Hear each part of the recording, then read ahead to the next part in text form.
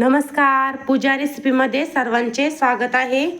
छानशी आपण मकाची घेतलेली आहेत साल काढून। मकाच्या अशा पद्धतीने आपण एकदम टवटवीत मका आहे आपली। छान आपण साल घेतलेली आहे मकाची काढून। आता आपण कुकरमध्ये घेऊयात मकाला लावून। असं आपण पाणी ठेवलेलं आहे उकळायला। आपल्या पाण्याला आलेली आहे उकळी।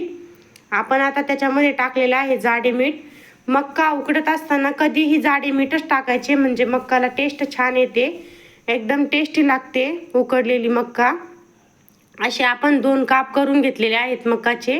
आता आपण कुकरमध्ये घेऊयात मक्का एक एक करून टाकून।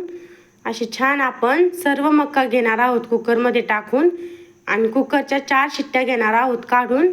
4 शिट्ट्या काढल्यानंतर छानशी आपली उकडलेली मक्का होणार आहे तयार। आता आपण सर्व मक्का घेतलेले आहे कुकरमध्ये टाकून। आता झाकण आपण कुकरला घेऊयात लावून। अशा पद्धतीने आपण छान झाकण घेतलेलं आहे कुकरला लावून। आता आपण कुकरच्या 4 शिट्ट्या घेऊयात काढून।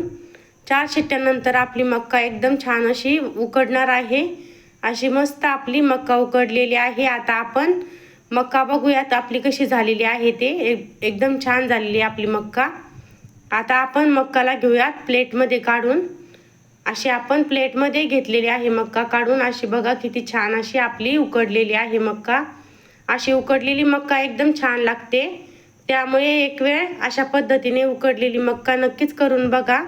आता तर बाजारामध्ये मक्का उपलब्धच आहे, त्याच्यामुळे एक वेळ अशा पद्धतीने मक्का नक्कीच करून बघा। त्याच्यावर जर चटणी टाकली तर एकदमच टेस्टी लागते।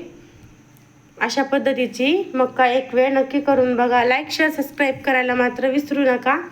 कमेंटमध्ये नक्की कळवा आपल्या मक्काची रेसिपी कशी वाटली सर्वांना। बाय।